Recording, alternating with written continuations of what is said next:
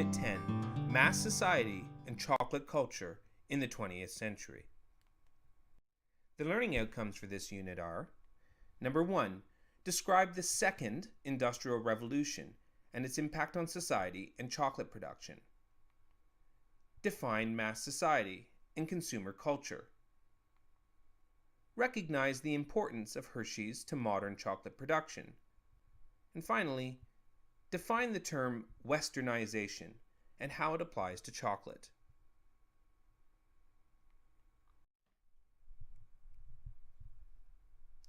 There are thousands of chocolate products available today. The chocolate industry has spent millions of dollars creating a massive advertising and brand apparatus that has made chocolate the ubiquitous product available cheaply everywhere today. In this podcast, we'll see how that happened. We'll explore the rise of a concept which historians call mass society and see how it contributes to this mass commercialization of chocolate.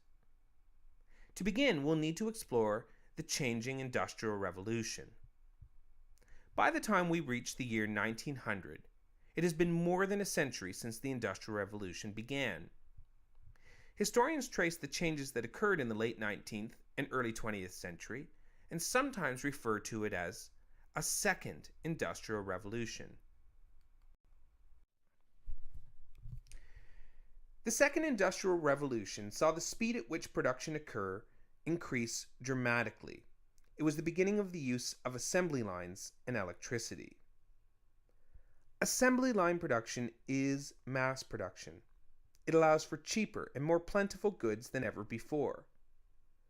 Although he did not invent the assembly line, the man most associated with its early adoption is Henry Ford and the Ford Motor Company. Using assembly lines, Ford was able to change the automobile, which was a relatively new product that had only been available to the rich, into a cheap and practical product accessible to the middle class. His most famous automobile was the Model T Ford, which was available for the low price of just $890. Ford's assembly line transformed production. Workers would focus on a single task, such as tightening a bolt or putting on a wheel. The line never stopped moving. Cars would start at one end as a collection of parts and drive off at the end completely finished. Here you see the interior of a showroom for the Model T Ford in Toronto, near the intersection of DuPont and Christie Streets. Ford was also a master at marketing. He used to joke that the customer can have any color he likes, as long as it's black.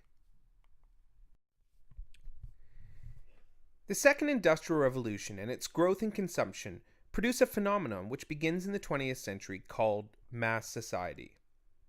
A mass society is one in which traditional social ties and divisions have weakened in favor of broad homogeneity, that is, similarity.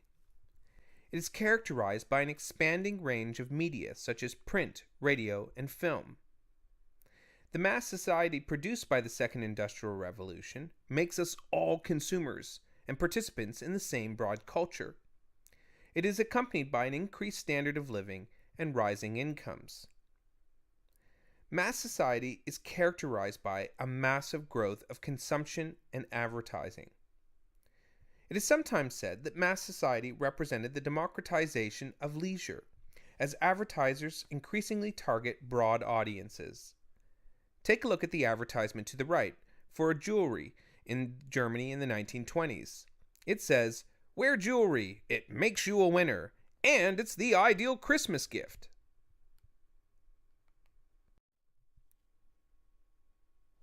Like other products, chocolate too was caught up in the Second Industrial Revolution and the beginning of mass society.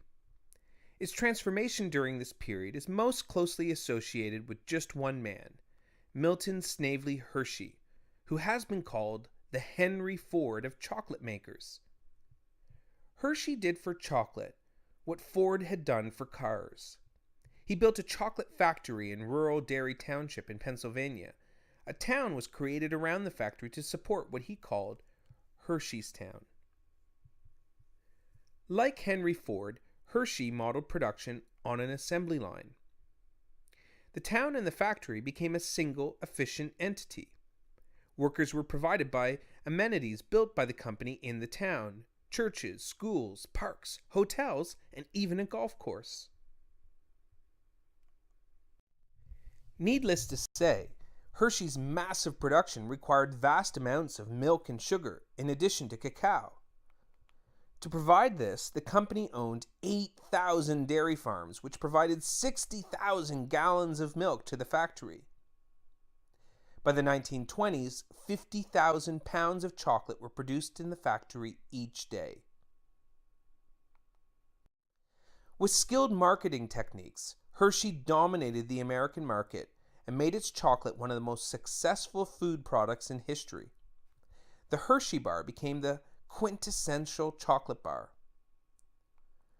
However, by far, Hershey's most popular product were the Hershey's Kisses. By the 1980s, nearly 25 million of these mechanically wrapped, bite-sized drops of milk chocolate were being produced daily. Today, the Hershey's Foods Corporation enjoys annual sales of over $2 billion US, and together with its main competitor, the M&M Mars Company, controls about 70% of the American market.